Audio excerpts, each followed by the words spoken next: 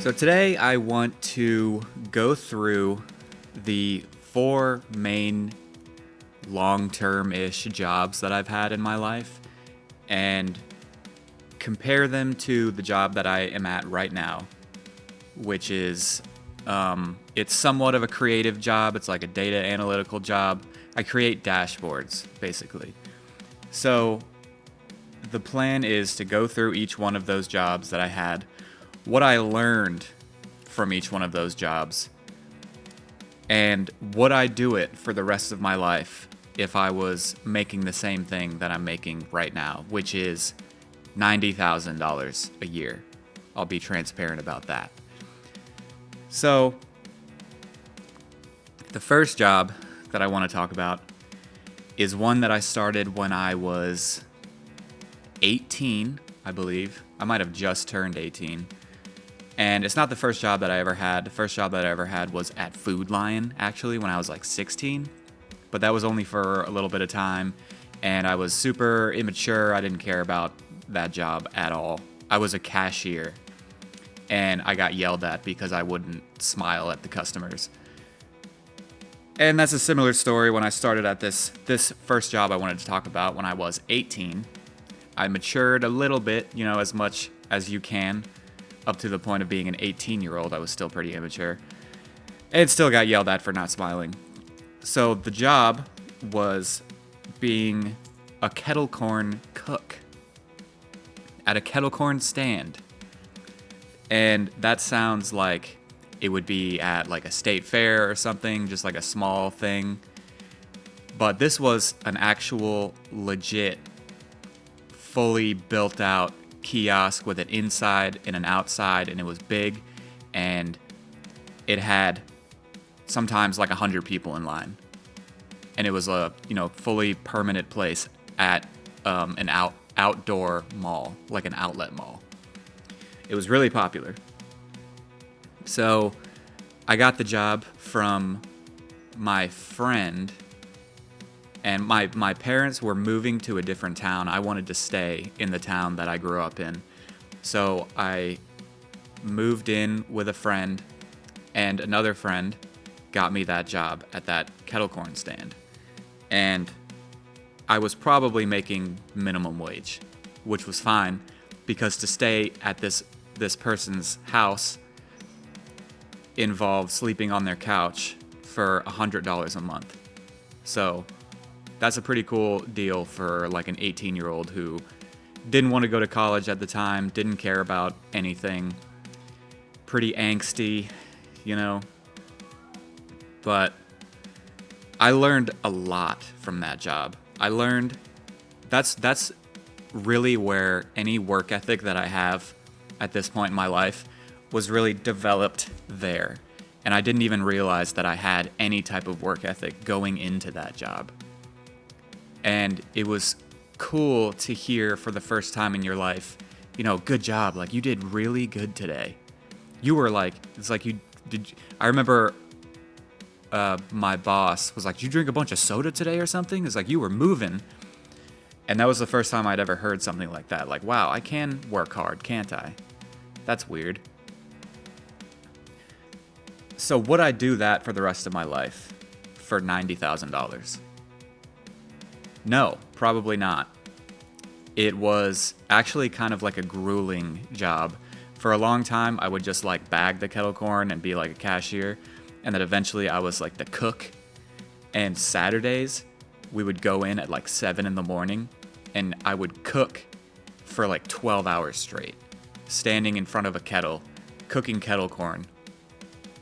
And I still, to this day, it's been over 10 years, I have scars on my arms from being burned by the oil from doing that. So no, I don't want to do that. I don't want to ever go back to that kettle corn stand ever. And I only worked there for maybe 2 or 3 years, and I did eventually go to school, and I would go back and work there on breaks. And I knew, like, some of the people that I knew when I worked there are still working there. I know a 30-year-old who worked there with me when we were 18. He's still working there, which is crazy.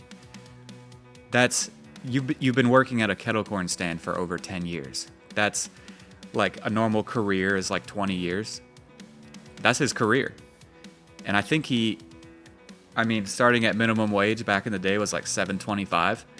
I think it's 15 now. And last time I talked to him was a few months ago. And I think he told me he was making like $20 an hour, which is crazy. I would feel, I don't want to call him a loser. That's not how I feel about him at all. But if I was working at a kettle corn stand at 30 making $20 an hour, I would be upset with myself probably. I'd probably be less upset with myself if I was single, which he is. But I am married and I have a child that I have to, buy things for because he likes things. It's the nature of children. I also like things. I like to buy myself nice things. I like to treat myself. I like to treat my wife, She also likes nice things. This is a family full of people who likes nice things. And $20 an hour at a kettle corn stand where I'm working like 12-hour days all the time, it's not it, I don't want to do that.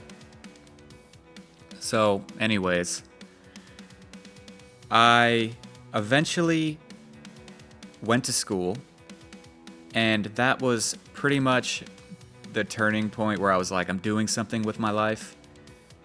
I can't work at this kettle corn stand forever, and that's pretty much the whole reason why I wanted to go there. I did eventually get my degree way later than right after the kettle corn stand. That school that I went to, it was a physical, actual school that I went to.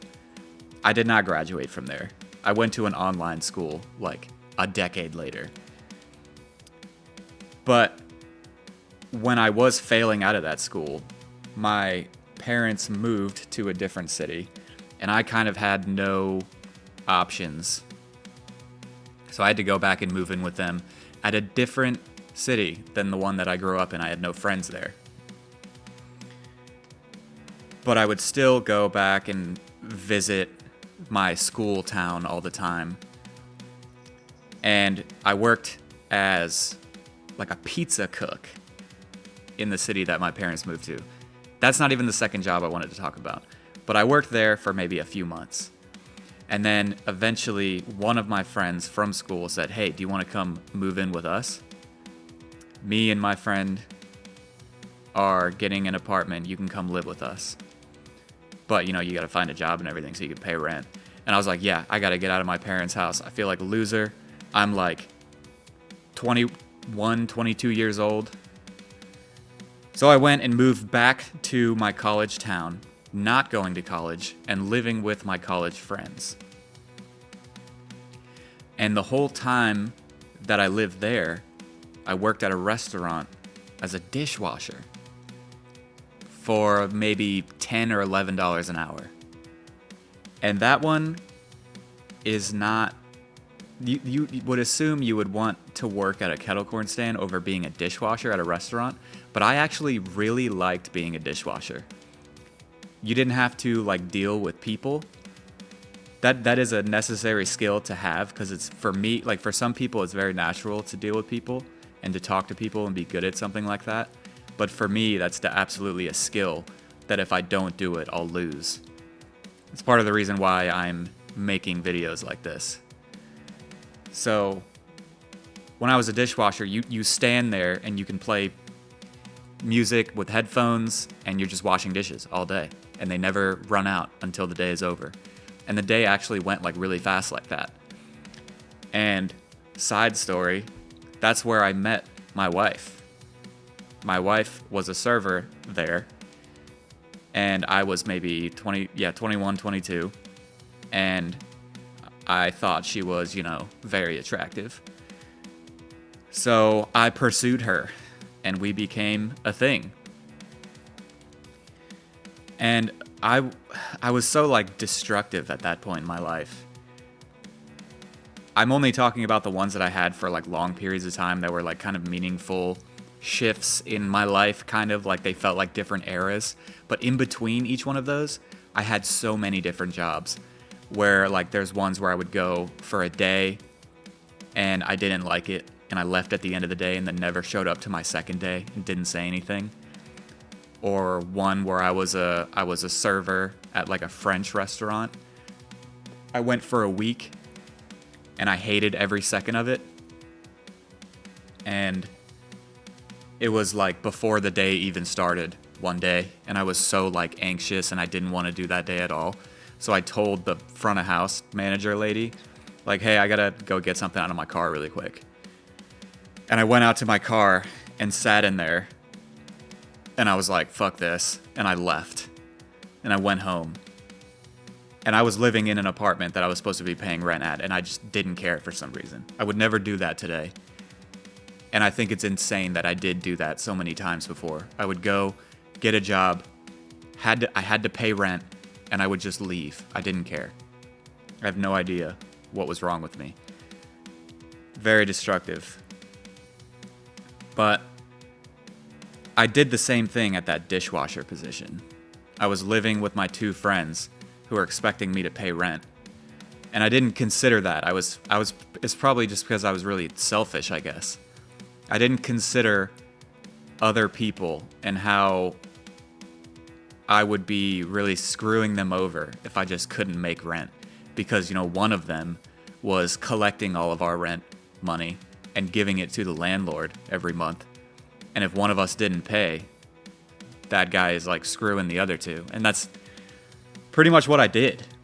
That's like what happened. I remember emailing the landlord like, hey, can I please have, some extra time to get the money? And I didn't even have a job. So that like segues into the third job that I had. And this was kind of like a last resort situation. I joined the military. I joined the Navy, specifically. Which was literally just like a game time decision. I had no money. Every time I got a paycheck, when I did have a job, I would have to go into the negative like immediately because I had to pay for like my phone bill. I had to pay my car bill. I was also very against ever asking my parents for money because I knew they didn't have a lot of money. So I would just like go into the negative. Like sometimes aggressively into the negative, like a negative $1,000, I remember at some points. And I would just never ask for help. So I joined the military. I just was driving by one day. There's also a funny story about, I was barely driving by because my car that I had at the time was like 30 years old and it had a hole in the coolant tank. So if you would drive for more than like 15 minutes, under the hood, it would start smoking. Smoke would be coming out of it. So I remember pulling up in front of like the recruiting office because my car was smoking so aggressively. I was scared it was going to set on fire. And I realized like where I was. I was in the parking lot of a Food Line, and then like across the Food Line was all the different branches of the military's like recruiting offices. And I was like, oh, this is interesting. I have no job. I wonder how hard it is to do it, if it's annoying, and if I'll just want to quit immediately, because that's what I did with everything at that point in my life. I would start something, and if it was annoying, I would quit it after like a day. So I went up to the Air Force office first. They had a sign on the window that said, "We're closed today," something like that. So I was like, okay. And then I went to the Army office. I went in there, and there was a lot of people in there. And I was like, hey, how's it going? And I sat down with a guy, and he was like, you want to join the Army? You could leave tomorrow if you want. I was like, oh, I mean, yeah, sure. That sounds cool. Whatever. He's like, okay, we're going to get you in this back room over here. You're going to take an ASVAB test, a test ASVAB, like a pre-ASVAB. So I went in there, and I got like a 68 or something. And I remember there was like a younger guy who was in the Army. He saw my score. He's like, dang, you got high as shit on that. You must be really smart. And I didn't, 68 meant nothing to me. I had nothing to compare that to. So I was like, oh, thanks, cool. And the guy told me about other stuff you can do in the Army. You know, like you could be a driver. You could go and kill people, basically. And I was like about to do it. I was about to say, yeah, sign me up for the Army. And I went to my parents' house who had moved, actually. Eventually, they moved back to my college town. And I told my mom, I was like, I'm thinking about doing the Army. And she like broke down. She was like, no, you are not joining the Army. You're not going to go to the desert and die. I was like, okay, that's a little dramatic. Not everyone just goes to the desert and dies. And I know that firsthand. Later in life, I found that out because one deployment I went to Kuwait and I was forward deployed to like other different battle zones. I didn't die. I survived. There were some close calls, honestly. But here I am, alive. So she broke down. She was like, you're going to be surrounded by idiots. You're going to hate it. So I was like, okay, well, I wanted to go to the Air Force one first, but they were closed. And she was like, well, maybe you could go to like the Navy office. And I was like, okay, yeah, sure. Boats are cool. So maybe the next day or the day after, I went back and I went to the Navy office. And that one was pretty dead. There was like no one in there. There was so many people in the Army office. It's the one thing I remember about it. There's a million people in there walking around. There was no one in the Navy office. There was 3 guys at 3 tables in each corner of the room. There might have been like another person trying to join the Navy at one of the other tables. I went up to one random guy who was a first class in the Navy. He was an E6, and sat down with him, and I was like, I'm thinking about joining the Navy. And he didn't ask me any questions like the Army guy. The Army guy asked me so many questions about myself, what I'm into, like what I want to do. This Navy guy was like, all right, fill this out. All right, are you okay with going a week from today? Okay, all right, see you later. Have a good day. And then I went back to my mom's house and I said, I'm joining the Navy, I guess. It was super easy. And then I eventually went to, MEPS and everything where you do all the medical stuff to get like medically approved to join the military, and you pick your job there too. And there was like barely any options. And I chose, also I did the ASVAB. I got a 74 on the official ASVAB, which is definitely higher than average, because I remember being in boot camp and there was a lot of kids there who had like in the 40s. That's what they got. So I chose my job.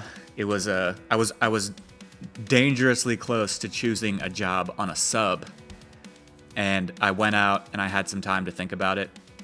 And my recruiter dude was there with me too. He was like, man, you have a higher clearance than I do. You should do it. That'd be cool. And I did some Googling on my phone, and I realized like, no, being on a sub looks like it would suck. You go on deployment every 10 seconds. Maybe I should do this other one, logistics specialist. So I did logistics specialist. Went to boot camp. Boot camp wasn't as bad as it was bad. It's as bad as you hear it is. Like, physically speaking, and they yell at you and all that stuff. But I kind of liked it. Like, it was extremely structured to the point where you stop thinking eventually. Like, I usually have, fear of public speaking. And thinking back on boot camp, there's multiple parts of every day where you're all lined up and you have to yell something in front of everyone. You have to answer questions in front of everyone that are really hard to answer, and they're supposed to like make you nervous and break you. But I was doing it and I was good at it. So I liked boot camp personally. And then when I actually joined the real Navy, like I finished boot camp and went out there, I went on a cruiser as a logistics specialist. And something about the logistics specialist job is that you don't have to have a high ASVAB score to get that job. It's probably like the lowest, and you're eligible. So I was immediately like the smart guy, which was weird because I had also never been the smart guy anywhere in my life. College honestly made me feel like I was dumb compared to everyone else. But I think that's just because I was lazy. I was lazy and I interpreted that as I'm dumb. I suck at college because I'm dumb. I sucked at college because I didn't care. That's a story for another day. My college experience. But the Navy taught me so many things about myself. It taught me a lot of life skills, obviously. But the main thing I got away from the Navy, and this will sound like selfish again, but it taught me that I can be better than people, you know? Career, like job-wise. I could go and do the same things as everyone else all day and be the best at it. And I had never experienced that in my entire life, being better than other people at stuff. And being rewarded for it. That's one good thing about the military. I have a lot of problems with the military, but one thing they're really good at is rewarding people who work hard. Work harder than the rest. If you join the military and you work harder than everyone else, you are rewarded with it, with more money. Which is great. That's like a great system for anywhere to have. I wish that transferred over to like regular, normal jobs. It doesn't, from my experience. But from my experience, normal jobs, like the harder you work, the more work you're given. Like you're punished for being the hardest worker. But the Navy was awesome. And it was honestly like rehab for my life. It got rid of all of my destructive like tendencies. I was married throughout the whole thing, which was also new. It was like I went from being a broke loser who thought he was dumb to, from one day to the next, being a married person in the military. And then shortly after joining, like a couple years, having a child also in the military. Like I went from child to adult real quick. But my child, my son, is why I got out of the military. I did 6 years, and in 6 years I went from E1 to E5. In 6 years I went from E1 to E5, which probably doesn't mean much to people who don't know about how the ranks work in the military, but that's quick. That's real quick. You have to be certain ranks for certain amounts of time before you're allowed to take the test. That's how it worked in the Navy. You took a test to rank up. And if you're the best, you get evaluated every year, and you get specific like evaluations if you're the best, and you're able to rank up early. And from when I joined to when I left, every single evaluation I got every single year was an EP. That's the highest. I was number one everywhere, every time. And I only took 2 tests in the Navy, and I got 99th percentile, which means like, I was amongst the other people who took the test who did the best, better than everyone else. I don't have a lot to brag about in life, but that's something that I feel, validated and bragging about. Also, I got 3 Navy and Marine Corps achievement medals, which was also pretty rare to have as an E5. But I got out because I didn't want to leave my son anymore on deployments. I went on 2 deployments. The first one, I missed the entirety of my wife being pregnant. So it was right before a ship deployment. We got pregnant, and then I went to like a 5-week underway thing to California. It was kind of like to get our ship upgraded to get ready to go on the big boy deployment. And while I was there during those 5 weeks, she had a miscarriage. And we were only coming back in between that 5 weeks and the full deployment for like 2 weeks. And in that 2 weeks, I was like, no, we're doing this. I'm getting it back in there. And I did. And she was pregnant, like we took a pregnancy test right before I left. She was pregnant. I got it back in there again. I must be like really fertile or something. I don't know. We're super compatible. So she literally started day one, like as soon as I left. And it was a 10-month deployment. And because I had a child being born, I was allowed to leave a month early. They sent a helicopter to my ship, and we were in the middle of the Persian Gulf. They sent a helicopter into the middle of the Persian Gulf to pick me up and fly me over to an airport in like the UAE. And I flew all over Europe and everything, all these different connecting flights, and all the way back. And then to like California, and then all the way to Hawaii. And I made it like a couple days before my son was born. It's crazy. And this was during like the height of COVID too. And then my second deployment was, I left like a week or two before he took his first steps. So that sucked too. I missed his first steps and his first words because of that second deployment. After that one was when I was really like, yeah, I'm done. And I've always been a good writer. So I looked into how to make like really good resumes, and I got really good at writing resumes.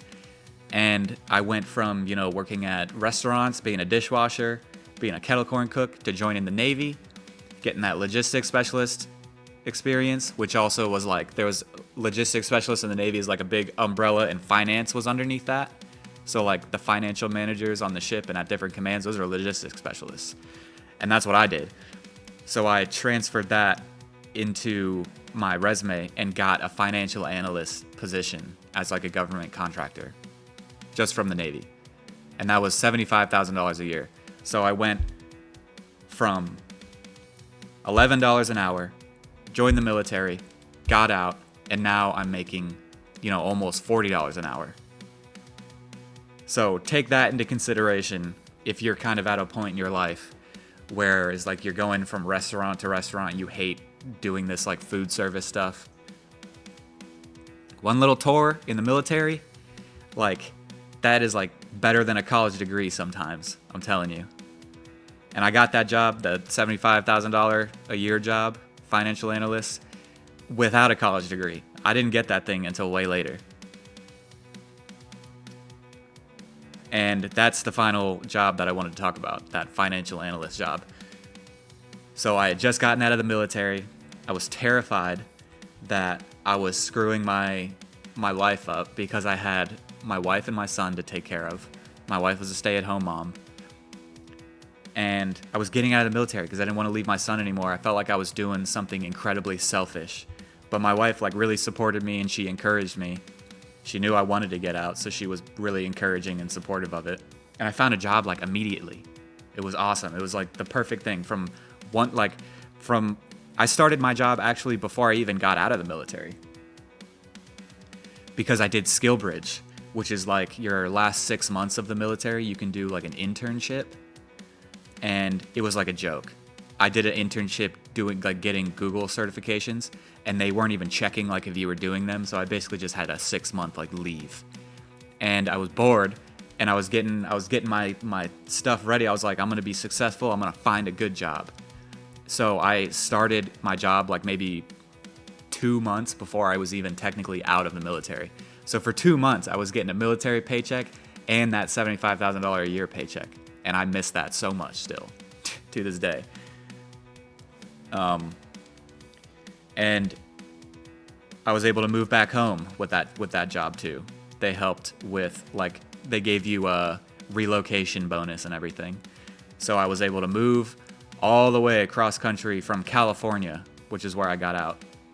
We drove a U-Haul from California back to Virginia. And that was an amazing experience. We did it in 5 days. And if you ever get a chance to do that drive, I'd highly recommend it because it was insanely beautiful. And I didn't even realize, if you've never done something like that, you can't like conceptualize how huge America is. It's crazy. There's like so many parts of it where we're driving and you're just like, oh my God. There's so many parts of America where it's like, if you were dropped a couple miles from here, like just like away from the road, like you go one direction, like adjacent to the road, and you were dropped there, it's like you might as well have been dropped in the middle of the ocean. You're gonna die of starvation. There are so many parts of America where are just like huge, vast oceans of nothingness, like rolling hills where you'll never make it out, which was insane. And it was really fun, and it was beautiful mountains and everything. And there was also weird parts where it's like, I didn't even know that places like this existed. Like one place we went where it was all like red, rocky terrain, and you got out of the car and it was insanely windy. But there was also like a lot of like black rock, and there were these weird cut out like caves everywhere, but they were really little, and it was insane.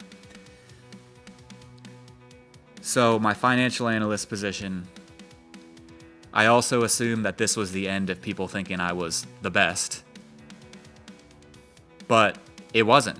That was further proof to myself that like I'm good at working. I'm good at things. I'm not necessarily good for like my ego, because I don't want it to seem like that. It was really good for my self-confidence, which I've never had like an aggressive amount of, like some people. Like when I was in college, I felt I felt in the minority of that male energy that you see from like large groups of dudes. And like I was a bro for sure, but I didn't have that same kind of like, I wasn't like, oh bro. I wasn't like that. I was more like chill, I guess. I don't know. But yeah, I still had it as a financial analyst. I went in and I proved that I can make stuff happen. I'm the guy who figures stuff out if nobody else can. And through that, I got this job because there was a guy on the team who makes these dashboards. And I was, really interested in it and started kind of messing around with it myself. And he was like, hey, this is like kind of good. Like you should apply to be one of us. And I did. And now I have my job I have now. And I feel like I have a creative job finally, because I've always been a creative person. And my best life to me was always just like I'm creating something as a job. That's what I always wanted. And I kind of feel like I have that now, kind of. Not like fully. It still feels kind of like corporate-y, and there's a lot of public speaking type stuff. I would love to just do these reports, just make them all day, every day. You don't always get a chance to do that because people aren't always asking for stuff. But, I'm happy with where I am now. So, yeah. Dishwasher, I would totally do that for $90,000 a year for the rest of my life. I would totally do it. I would do it today if that was offered to me. Navy, no. I wanted to get out of there. I don't want to go on deployment ever again. Financial analyst, I would probably do that for $90,000 a year. Yeah, I would. Because it was easy. And I do like to be challenged, to keep the job like interesting and fulfilling. But also, if you get like getting complacent in your job or whatever, I like subconsciously view as like a bad thing. But also once you get to like a level of it, you can just realize like, okay, this is just like how I enjoy my life and get a paycheck, and it's not hard. this job that I have now definitely challenges you to the point where it keeps it like interesting and fulfilling. So I really like that dynamic about my job I have now too. And my job I have now is, I'm making $90,000 a year, which I found out is low for my job apparently, but it is what it is. We go out to eat every weekend. That's my gauge of whether you're successful or not, is if you can go out to eat whenever you want. And we pretty much do. And I love it. And we're also lucky to live somewhere where cost of living isn't, California, which was insane. We were paycheck to paycheck in California. That pretty much sums up what I wanted to talk about for today, this afternoon. Thanks for listening, and we'll see what happens next time.